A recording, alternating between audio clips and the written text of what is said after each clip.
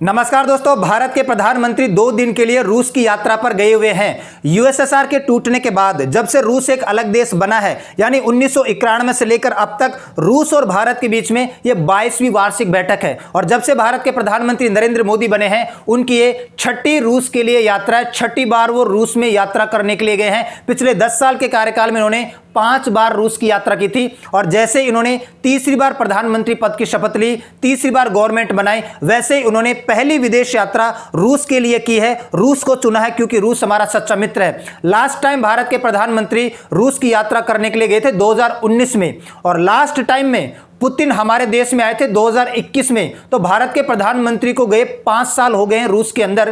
तो यहां पर बहुत सारी चीजें आज आपको देखने को मिलेगी। यहां पर सबसे बड़ा अपडेट तो यही है कि रूस ने अपने सबसे बड़े सिविल अवार्ड से, सबसे बड़े नागरिक पुरस्कार से भारत के प्रधानमंत्री को नवाजा है, सम्मानित किया है। यह बहुत बड़ा अपडेट है। दूसरा, चाइना का भ्रम टूटने वाला है। चाइना को ऐसा लगता है कि रूस और भारत के बीच में दूरियां बढ़ रही है, नजदीकियां थोड़ी कम हो रही हैं, दूरियां बढ़ रही है, क्योंकि 5 साल से भारत के प्रधानमंत्री नरेंद्र मोदी रूस में गए नहीं हैं। वो भ्रम भी टूटने वाला है। अमेरिका और वेस्टर्न पूरा का पूरा इससे ज्यादा चिंतित है कि वो यही देख रहे हैं कि क्या भारत के प्रधानमंत्री नरेंद्र मोदी रूस की यात्रा करेंगे। उस स्थिति में जब रूस ने यूक्रेन के ऊपर अटैक कर रखा है, उस स्थिति में क्या भारत के प्रधानमंत्री नरेंद्र मोदी रूस की यात्रा करेंगे, और इन्होंने यात्रा कर दी। इसके अलावा एक बात और आपको समझनी है, जब भारत के प्रधानमंत्री नरेंद्र मोदी ने रूस की यात्रा की, एक बहुत भयंकर घटना होती है, यूक्रेन से संबंधित है, इसको भी हम समझेंगे। तो भारत के प्रधानमंत्री नरेंद्र मोदी की 6ठी रूस के लिए यात्रा है ओवरऑल, और तीसरी बार प्रधानमंत्री पद की शपथ लेने के बाद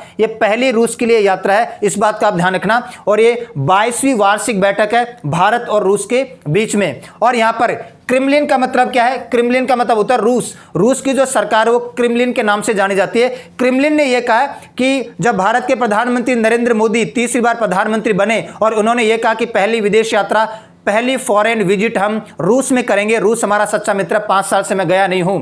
तो इनके अनाउंस मात्र से ही, इनके अनाउंस करने से कि हम पहली यात्रा, यानी प्रधानमंत्री नरेंद्र मोदी पहली यात्रा रूस के लिए कहेंगे, यहां पर वेस्टर्न मीडिया ने बहुत कुछ लिखा था, बहुत ज्यादा पहले से आलोचना करना शुरू कर दिया था। तो यहां पर क्रेमलिन कह रहा है, रूस कह रहा है कि ये जो वेस्टर्न मीडिया है, ये जो अमेरिका है, ये हमसे जल रहे हैं। हमारी दोस्ती से, हमारी फ्रेंडशिप से, हमारे गठबंधन से, हमारे कोऑपरेशन से ये लोग जल रहे हैं। जलन दिख रही है हमें।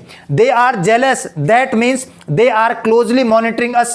वो बहुत ज्यादा नजदीकी से हमें देख रहे हैं। क्या भारत के प्रधानमंत्री नरेंद्र मोदी उस स्थिति में रूस में जाएंगे जब रूस ने यूक्रेन के ऊपर अटैक कर रखा है, और या नहीं जाएंगे? तो जैसे प्रधानमंत्री नरेंद्र मोदी ने यहां पर अनाउंस किया, वहां पर वेस्टर्न मीडिया का, अमेरिका की मीडिया का बहुत बड़ा बड़ा बयान आने लगा। और इसके जवाब में रूस ने कहा कि दे जल रहे हैं, वो जल रहे हैं, हमसे जेलस हो रहे हैं। इसके आगे चाइना का भ्रम कैसे टूटा है? During grand reception for PM Modi at Moscow airport, send signal to China. Strong signal China को गया है। भारत के प्रधानमंत्री नरेंद्र मोदी जैसे ही वहां पर उतरते हैं, जो रशिया के फर्स्ट डेप्यूटी प्राइम मिनिस्टर है, रशिया के फर्स्ट डेप्यूटी प्राइम मिनिस्टर कौन है? डेनिस मुंतुराव, उन्होंने इनको रिसीव किया है।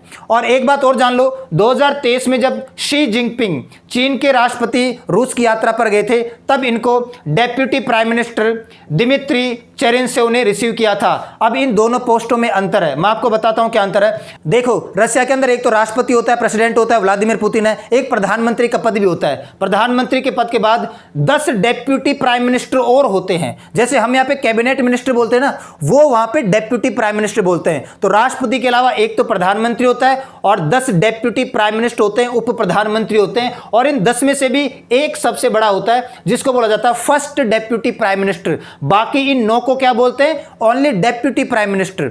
इनको क्या बोलते हैं? First deputy prime minister. तो ये इन 10 में सबसे बड़ा पद है। ये रिसीव करने के लिए आए थे भारत के प्रधानमंत्री को। यहां पर आपको ये नजर आ रहे हैं, ठीक है। और जब चीन के राष्ट्रपति शी जिनपिंग गए थे, तब उनको रिसीव करने के लिए ये आए थे दिमित्री चेरेंसेव। ये केवल डेप्यूटी प्राइम मिनिस्टर है जिन्होंने चीन के राष्ट्रपति को रिसीव किया था 2023 में, और ये फर्स्ट डेप्यूटी प्राइम मिनिस्टर है। ये इनसे बड़े पद पर बैठे हैं, इन्होंने रिसीव किया है। इस बात का मतलब ये है इस बात का मतलब यह है कि वाकई रशिया को हमारी जरूरत है। यही तो होती है डिप्लोमेसी। डिप्लोमेसी का मतलब क्या होता है कि आपका भव्य स्वागत हो रहा है या नहीं, ग्रैंड रिसेप्शन रखा जा रहा है नहीं, रेड कॉर्पेट को आपको स्वागत किया जा रहा है नहीं, आपका स्वागत करने के लिए कौन आया है, कितना बड़ा अधिकारी आया है। जैसे अभी आपने देखा था कि अमेरिका का जो सेक्रेटरी जनरल है चाइना में आया था तो उसके लिए रेड कॉर्पेट ही नहीं बिछाया था।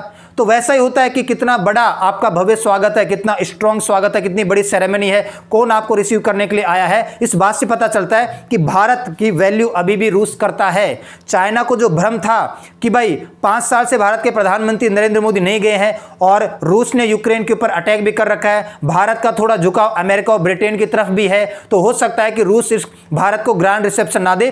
लेकिन रूस से बड़ी रैंक वाला first deputy prime minister Bharat को प्रधानमंत्री नरेंद्र मोदी को रिसीव करने के लिए आया था। यह चाइना को एक स्ट्रॉन्ग सिग्नल है। दिख तो चीन को भी रहा है कि भारत के प्रधानमंत्री नरेंद्र मोदी को कौन रिसीव करने के लिए आया है और वापस शी जिनपिंग को कौन रिसीव करने के लिए आया था। पद का डिफरेंस है और पद का डिफरेंस का मतलब यह है कि ज्यादा वरीयता दी जा रही है आपको। इसी बीच एक काफी दुखद घटना देखने को मिली है।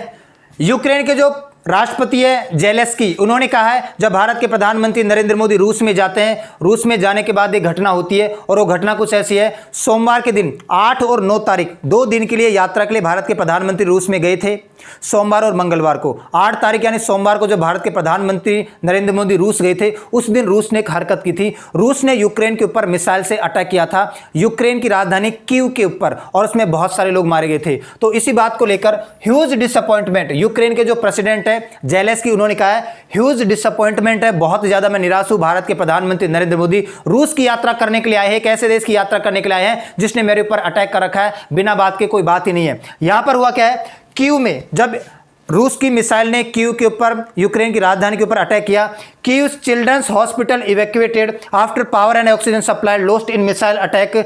Italy accuses Russia of war crime. Italy ने तो आलोचना भी की है रूस की कि रूस ने वॉर क्राइम किया है।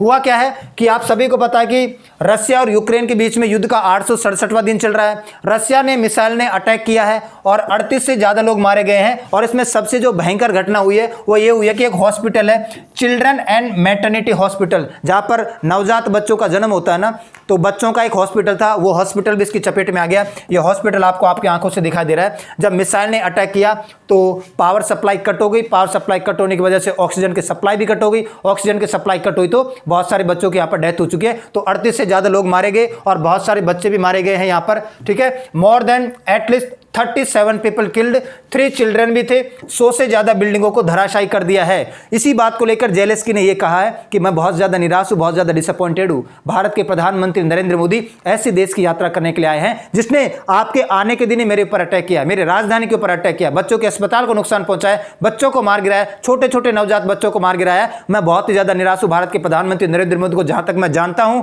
वो ऐसे कैसे हो गए, वो यात्रा करने के लिए क्यों आए हैं, और आए हैं तो उस दिन रशिया ने अटैक क्यों किया है, अपने दोस्त को समझाया क्यों नहीं। इस पर भारत के प्रधानमंत्री नरेंद्र मोदी से चुप नहीं रहा गया। भले ही वो रशिया के अंदर बैठे थे पुतिन के सामने, लेकिन पुतिन को फिर भी बोला है कि ये जो आपने हरकत की है, मतलब ये जो बच्चों की मृत्यु हुई है, युद्ध के अंदर जब बच्चों की मृत्यु होती है तो दिल को तोड़ने वाली होती है, हार्ट ब्लीड होता है, दिल में दर्द होता है, दुख होता है, बहुत ज्यादा दुख होता है कि युद्ध के अंदर बच्चों की बलि क्यों चढ़ाई जा रही है, बच्चों का क्या कसूर है। तो ये भारत के प्रधानमंत्री नरेंद्र मोदी ने रूस के अंदर बैठकर, पुतिन के सामने बैठकर ये बोला है कि ये जो बच्चों की डेथ हुई है इससे मैं बहुत ज्यादा दुखी हूं, मेरा दिल बहुत ही ज्यादा जार जार हो गया है। India's PM tell Putin that heart bleeds over death of childrens in war. जब युद्ध में बच्चों की डेथ होती है ना, वो दिल को तोड़ने वाली होती है, बहुत ही ज्यादा दुख होता है। भारत के प्रधानमंत्री नरेंद्र मोदी जैसे रूस में उतरे, उन्होंने अपना जो ट्विटर है, ट्विटर को आजकल एक्स के नाम से जानते हैं, आप जानते हैं ट्विटर का नया नाम क्या है, एक्स।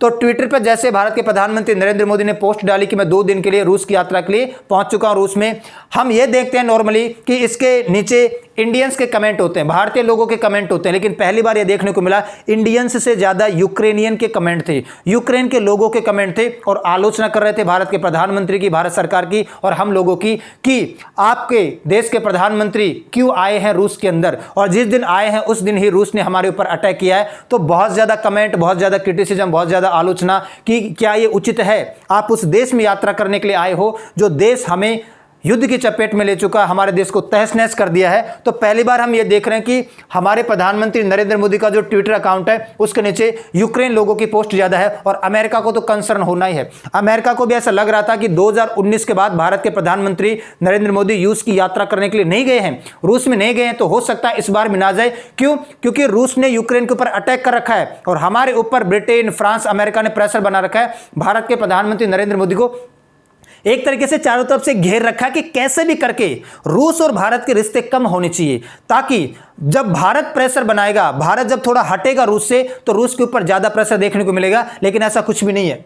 पीएम मोदी रशिया में पहुंच चुके हैं। US says it has raise concern with India ties with Russia. Bharat और रूस के बीच में जो संबंध है, जो संबंधों में गहराई बढ़ती जा रही है, इससे चिंतित है कौन? इससे चिंतित है आपका अमेरिका और वेस्टर्न मीडिया। और सबसे बड़ी बात यह, देखो मैं आपको बता रहा था कि भारत के प्रधानमंत्री नरेंद्र मोदी ने लास्ट टाइम रूस की विजिट किया था 2019 में, और पुतिन साहब लास्ट टाइम भारत में विजिट करने के लिए आए थे 2021 में। तो जब भारत के प्रधानमंत्री 2019 में रूस की यात्रा करने के लिए गए थे, उसी टाइम पे अनाउंस कर दिया गया था कि भारत के प्रधानमंत्री नरेंद्र मोदी को रूस के सबसे बड़े सिविल अवार्ड नागरिक पुरस्कार से देकर सम्मानित किया जाएगा। इनको सम्मान देके नवाजा जाएगा। जैसे हमारा सबसे बड़ा सर्वोच्च पुरस्कार, सबसे बड़ा सिविल अवार्ड या नागरिक पुरस्कार भारत रत्न है ना, वैसे रूस का सबसे बड़ा जो पुरस्कार है वो है order of Andrew the apostle, order of saint Andrew the apostle. ये पुतिन साहब भारत के प्रधानमंत्री नरेंद्र मोदी को ये गले में पहना रहे हैं। ये रूस का सबसे बड़ा नागरिक पुरस्कार है, सबसे बड़ा सिविल अवार्ड है। जैसे हमारा भारत रत्न होता है, कुछ गिने चुने लोगों को मिलता है, और ऐसा ही दिखता है। और इसकी शुरुआत हुई थी 1698 में, ठीक है। अपोस्टल द फर्स्ट कॉल्ड इसको कहा जाता है, दूसरे नाम से भी इसको जाना जाता है। और अब आपके माइंड में क्वेश्चन आ रहा होगा कि भारत के प्रधानमंत्री नरेंद्र मोदी को आए दिन कोई ना कोई देश कोई अवार्ड देता रहता है। तो यहां पर मैं आपके लिए एक लिस्ट लाया हूं, आप यहां से जान सकते हैं कि शुरू से लेकर अब तक भारत के प्रधानमंत्री नरेंद्र मोदी को जो देशों ने सबसे बड़े पुरस्कार दिए हैं, हाईएस्ट सिविल अवार्ड, यदि हाईएस्ट सिविल अवार्ड नहीं है तो वो दूसरी तीसरी रैंक का कोई सबसे बड़ा पुरस्कार होगा उस देश का, ये आपको ध्यान रखना है। 2016 में सऊदी अरेबिया ने दिया, 2016 में अफगानिस्तान, 2018 में पैलेस्टाइन ने, 2019 में मालदीव ने, 2019 में यूनाइटेड अरब अमीरात ने दिया। ये इनके अवार्ड का नाम है, बहुत बड़ा बड़ा है इसलिए मैं नहीं बोल रहा हूं। 2019 में बहरीन ने, 2020 में यूनाइटेड स्टेट ऑफ अमेरिका ने हाईएस्ट लीजन ऑफ मेरिट दिया था। कमांडर की पोस्ट का सबसे बड़ा पुरस्कार है ये। 2023 में फिजी ने, 2023 में पपुआ न्यू गिनिया ने, 2023 में इजिप्ट ने, 2023 में फ्रांस ने, 2023 में ग्रीस ने, 2024 में भूटान ने, और अभी लेटेस्ट 2024 में रशिया ने सबसे बड़ा हाईएस्ट सिविल अवार्ड भारत के प्रधानमंत्री नरेंद्र मोदी को दिया है। और भारत के प्रधानमंत्री नरेंद्र मोदी आखिर रूस में गए क्यों हैं? रूस हमारा सच्चा दोस्त है, शुरू से दोस्त रहा है, और हम एनर्जी के मामलों को लेकर, डिफेंस के मामलों को लेकर और एग्रीकल्चर के प्रोडक्ट को लेकर बहुत ज़्यादा व्यापार वाणिज्य आपस में करते हैं, ट्रेड करते हैं, आपस में एक दूसरे का डेवलपमेंट या विकास में सहायक हैं। तो भारत के प्रधानमंत्री नरेंद्र मोदी ने यह कहा है कि 2030 तक रूस और भारत का ट्रेड $100 बिलियन हो जाना चाहिए। रूस और भारत मिलकर $100 बिलियन का व्यापार वाणिज्य करेंगे 2030 तक। वर्तमान में कितना है? तो फिर वर्तमान में है $65.70 बिलियन। भारत और रूस के बीच में इस टाइम पे, मतलब 2023-24 में $65.70 बिलियन का आपस में ट्रेड किया था, और यह हाईएस्ट ऑल टाइम हाई है। अब तक के इतिहास में भारत और रूस के बीच में सबसे बड़ा व्यापार है ये। $65.70 बिलियन का व्यापार किया है भारत ने और रूस ने। कब किया है? 2023-24 में। और इसमें से $4.26 बिलियन का तो हमने एक्सपोर्ट किया है, हमने बेचा है, और इसमें से $61.44 बिलियन का हमने कहां से? रूस से खरीदा है। अब देखो मैं आपको एक छोटी सी चीज बताता हूं, वो चीज क्या है।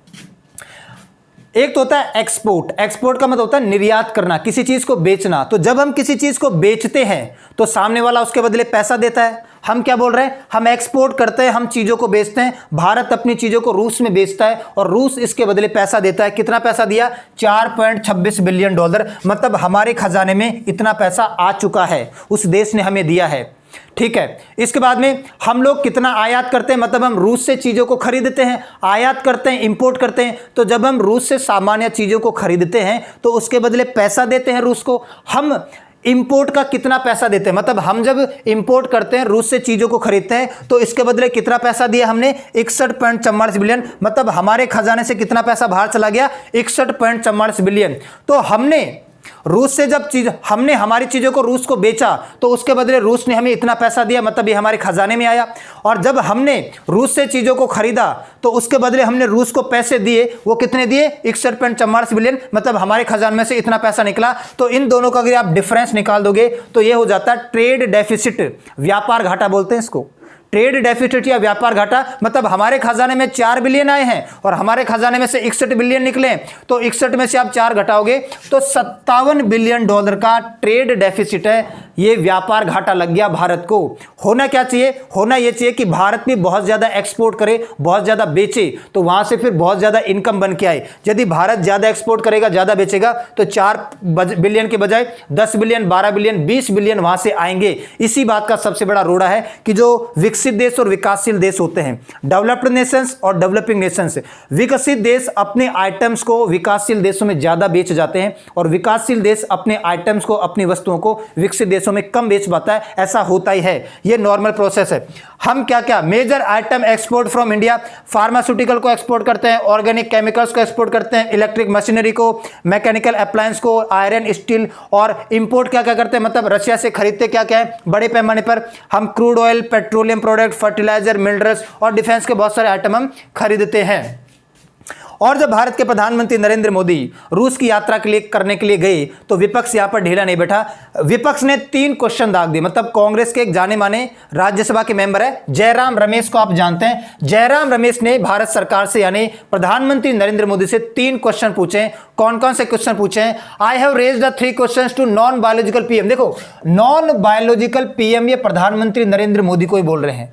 नॉन बायोलॉजिकल पीएम रेफरेंस प्रधानमंत्री नरेंद्र मोदी का ही है। पहले मैं आपको यह चीज समझाता हूं, फिर मैं बताता हूं कि नॉन बायोलॉजिकल पीएम इनको क्यों बोलते हैं। यह भी बड़ी इंटरेस्टिंग कहानी है। इन्होंने कहा कि डॉक्टर मनमोहन सिंह ने रूस के राष्ट्रपति और प्रधानमंत्री के साथ मिलकर टोटल 16 बार बैठक की है। जब डॉक्टर मनमोहन सिंह भारत के प्रधानमंत्री थे 2004 से लेकर 2014 तक, तब उन्होंने रूस के साथ टोटल 16 बैठक की है, रूस के राष्ट्रपति और प्रधानमंत्री को मिलाकर 10 साल के कार्यकाल में। और भारत के प्रधानमंत्री नरेंद्र मोदी ने अब तक 10 साल का कार्यकाल तो पूरा हो गया, उसके बाद नया कार्यकाल भी शुरू हो गया, 11 बार ही मीटिंग की है। क्या भारत और रूस के रिश्तों में कुछ ठंडक आ रही है? क्या भारत और रूस के रिश्ते थोड़े दूर होते जा रहे हैं? इतनी कम मीटिंग, इतनी कम बैठक क्यों कर रहे हैं? एक तो ये क्वेश्चन दागा है। दूसरा क्वेश्चन क्या दागा है कि ये जो ट्रेड डेफिसिट है, भारत क्या करता है कि अपनी चीज़ों को बेच बहुत कम पाता है और वहाँ से खरीदता बहुत ज़्यादा है। तो जब बेचता कम है तो उसके पास पैसा कम आता है और खरीदता ज़्यादा है तो पैसा अपने खजाने में से देता है। तो ट्रेड डेफिसिट बहुत ज़्यादा देखने को मिला है। तो उन्होंने एक डेटा बताया, वैसे डेटा करेक्ट नहीं है, उन्होंने डेटा बताया कि भारत 46 बिलियन डॉलर का तो क्या करता है, इंपोर्ट करता है, और एक्सपोर्ट करता है 3.5 बिलियन डॉलर का। ये डेटा गलत है, मैं आपको बता देता हूँ। मैंने ये जो डेटा भी आपको बताया है ये डेटा राइट है। ये डेटा मैंने इंडियन गवर्नमेंट की साइड से, अभी लेटेस्ट साइड से, भारत सरकार की साइड से उठाया है। तो 65 बिलियन डॉलर का व्यापार हुआ है इस साल, पिछले साल में। 4.26 बिलियन का तो भारत ने एक्सपोर्ट किया है और 61.44 बिलियन का इंपोर्ट किया है। ये जो जयराम रमेश साहब डेटा बता रहे हैं गलत है। फिर भी वो ये कह रहे हैं कि जो ट्रेड डेफिसिट है, ये जो बजट घाटा है, ये इतना ज्यादा क्यों है? बेचते बहुत कम है, खरीदते बहुत ज्यादा है, ये इतना ज्यादा क्यों देखने को मिला? और तीसरी महत्वपूर्ण ये बात की है कि जब रशिया और यूक्रेन का युद्ध चल रहा था तो भारत के 50 से ज्यादा भारत के 50 से ज्यादा युवा रूस की तरफ से लड़ रहे हैं। तो इन्होंने ये भी कहा कि भारत में रोजगार की कमी है, एम्प्लॉयमेंट की कमी है, भारत में बेरोजगारी ज्यादा है, भारत के युवाओं को रोजगार नहीं मिल रहा, इसलिए भारत के 50 युवा रूस की सेना में लड़ रहे हैं। क्या वो अग्निवीर बन गए? वहां पे जाके अग्निवीर योजना का भाग बन गए। रूस की तरफ से जाके क्यों लड़ रहे हैं? क्या भारत में रोजगार की कमी है? क्यों हमारे 50 युवाओं को जाकर रूस में लड़ना पड़ा? ऐसे 3 महत्वपूर्ण क्वेश्चन उन्होंने दागे हैं। अब मैं बात करता हूं, मैं इनका आंसर करने की कोशिश करता हूं, बाकी भारत सरकार जो भी आंसर करेगी वो देख लेंगे। देखो, 5 साल का गैप लग गया। 5 साल का गैप लगने के पीछे रीजन ये कि 2019 में बहुत सारे बड़े इश्यू थे। राम मंदिर के फैसले की बात आई थी, ट्रिपल तलाक का लॉ आया था, एनआरसी, सीआरसी, बहुत सारे, और स्ट्राइक की थी, सर्जिकल स्ट्राइक। तो उस टाइम पे भारत के प्रधानमंत्री को ज्यादा टाइम नहीं मिला। दूसरा, 2 साल से रशिया ने यूक्रेन के ऊपर अटैक कर रखा है। तो हम इस बात से बच रहे थे शुरुआत से कि हम कोशिश करेंगे कि रशिया के लिए यात्रा को टाला जाए।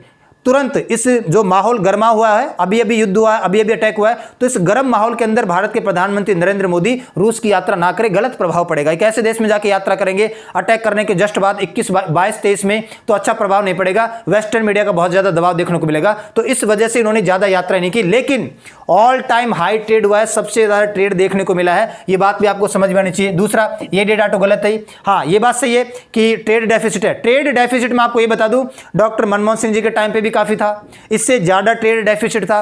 अब तो खैर ट्रेड डेफिसिट कम है, हम कुछ चीजें बेच तो पा रहे हैं, खरीद तो बहुत ज्यादा रहे, लेकिन कुछ चीजें कम से कम बेच तो पा रहे हैं। डॉक्टर मनमोहन सिंह के टाइम पे ट्रेड डेफिसिट बहुत ज्यादा हुआ करता था, व्यापार घाटा बहुत ज्यादा हुआ करता था, और व्यापार घाटा होता क्या है ये मैंने आपको बता दिया है, ठीक है। तो ये बात भी आपको कम करनी चाहिए। हाँ, ये अच्छी बात है कि प्रधानमंत्री नरेंद्र मोदी को इस बात के ऊपर ये बोलना चाहिए कि भाई हमसे भी आप ज्यादा चीजें खरीदो, लेकिन आप एक हद तक ही तो कन्विंस कर सकते हैं, आप एक हद तक ही तो सामने वाले को मना सकते हैं। हम ये थोड़ी कह सकते हैं कि यार तुम हमारे देश में हमें 61 बिलियन के आइटम बेचते हो, तो हमसे भी तुम 61 बिलियन के आइटम खरीदो, ये कैसे कह सकते हो आप? अगर आप ऐसे कहोगे तो सामने वाला व्यापार वाणिज्य बंद कर देगा, व्यापार वाणिज्य बंद होगा तो रिलेशन खराब हो जाएंगे। तो आप ये थोड़ी कह सकते हैं कि हद तक ही तो कन्विंस कर सकते हैं, एक हद तक ही तो समझा सकते हैं कि भाई आप भी हमसे बहुत ज्यादा चीजें खरीदो, हम आपसे बहुत ज्यादा खरीदते हैं तो आप भी खरीदो। आप ये थोड़ी बोल सकते हैं कि नहीं हम 61 बिलियन डॉलर की चीजें खरीदते हैं, आप भी हमसे 61 बिलियन डॉलर की चीजें खरीदो, ऐसा कभी नहीं होता है। लेकिन फिर भी इसको कम करने का प्रयास किया जाना चाहिए, ये मैं जरूर कहूंगा। और ये जो तीसरी बात है जिसमें कहा गया कि भारत के 50 युवा रूस की सेना में लड़ रहे हैं, क्या भारत में रोजगार की कमी है? देखो, रोजगार की तो कमी है, इस बात में कोई शक नहीं है, और भारत में बेरोजगारी बहुत ज्यादा है, जनसंख्या बहुत ज्यादा है, लेकिन एक तरीके से जॉब भी तो कर रहे हैं। भारत के करोड़ों लोग हैं, करोड़ों नागरिक, करोड़ों युवा है जो सऊदी अरेबिया में, यूएई में, ब्रिटेन में, फ्रांस में, अमेरिका में काम करते हैं। डॉक्टर भी एक जॉब है, इंजीनियर भी एक जॉब है, पुलिस भी एक जॉब है, तो आर्मी भी एक जॉब है। तो ये लोग जॉब भी तो कर रहे हैं, एक तरीके से अपनी नौकरी तो कर रहे हैं। अगर इनको आप ये कहते हैं कि 50 युवा वहां पर काम क्यों कर रहे हैं, तो करोड़ों इंडियंस जो भारत से बाहर जाके जॉब कर रहे हैं, नौकरी कर रहे हैं, डॉक्टर के रूप में, साइंटिस्ट के रूप में, इंजीनियर के रूप में, अन्य सिविल सर्विसेज के रूप में, वो भी नहीं करने चाहिए। फिर तो बड़ा देश है, जनसंख्या बहुत ज्यादा है, तो इसका मतलब ये नहीं कि 50 युवा वहां पे काम कर रहे हैं तो ऐसा करना चाहिए कि भारत के 50 युवा वहां पे काम क्यों कर रहे हैं उनको पकड़ कर लिया तुरंत, ऐसा नहीं होता है। दूसरा, मैं आपको अभी बता रहा था कि हमेशा विकसित देश, विकासशील देश के अंदर ज्यादा चीजें बेचता है, तो जब ज्यादा चीजें बेचता है तो विकासशील देश ज्यादा अमाउंट उसको पहुंचा देता है, ज्यादा पैसा पहुंचा देता है। और जो विकसित देश होता है वो कम आइटम विकासशील देशों से खरीदता है, ऐसा होता है, नॉर्मल प्रोसेस है। जैसे अमेरिका भी, फ्रांस भी, ब्रिटेन भी, ये हमको बहुत ज्यादा चीज बेचते हैं और हमसे बहुत ही चीज कम खरीदते हैं, तो ऐसा देखने को मिलता है। लेकिन फिर भी भारत सरकार ने देखो एक प्रयास किया है। भारत सरकार ने क्या प्रयास किया है? India total debt sapped in the last fiscal narrowed to $238 billion, ठीक है। 2022 का जो ट्रेड डेफिसिट था, जो बजट घाटा था, वो था $264 बिलियन। ये टोटल मिला के, वो केवल रूस के साथ था, मैं आपको पूरी दुनिया के साथ भारत जो व्यापार वाणिज्य करता है उस सब को मिलाकर 2022 का ही डेटा था। 2022 में हमारा जो ट्रेड डेफिसिट है, जो बजट घाटा, वो $264.9 बिलियन है, और इसको कम करने का प्रयास कर रहे हैं। देखो $238 बिलियन ही रह गया, मतलब हम खरीद कम रहे हैं, अब बेच ज्यादा रहे हैं, तभी तो घाटा कम लग रहा है, यह भी आपको देखने को मिल रहा है। इसके अलावा अब मैं आपको बताता हूं कि जो नॉन बायोलॉजिकल पीएम बोला जा रहा था, नॉन बायोलॉजिकल पीएम प्रधानमंत्री नरेंद्र मोदी को बोल रहे थे जयराम रमेश साहब, और क्यों बोल रहे थे? God has sent me convinced that the में energy is not biological, prime minister Narendra Modi. ईश्वर ने मुझे यह विश्वास दिलाकर भेजा है कि मेरी ऊर्जा जैविक नहीं है, प्रधानमंत्री नरेंद्र मोदी। देखो हुआ क्या था कि न्यूज 18 को भारत के प्रधानमंत्री नरेंद्र मोदी एक इंटरव्यू दे रहे थे जब 2024 का लोकसभा इलेक्शन चल रहा था।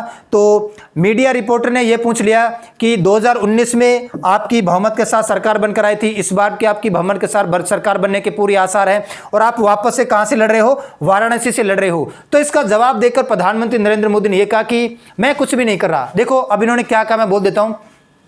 एक स्पष्ट क्षण में उन्होंने साझा किया कि जब मेरी मां जीवित थी तो मैं मानता था कि मैं जैविक रूप से पैदा हुआ हूं, है ना, एक प्रोसेस के माध्यम से, जैसे एक आम इंसान पैदा होता है। जब तक मेरी मां जिंदा थी मैं मानता था कि मैं जैविक रूप से पैदा हुआ हूं।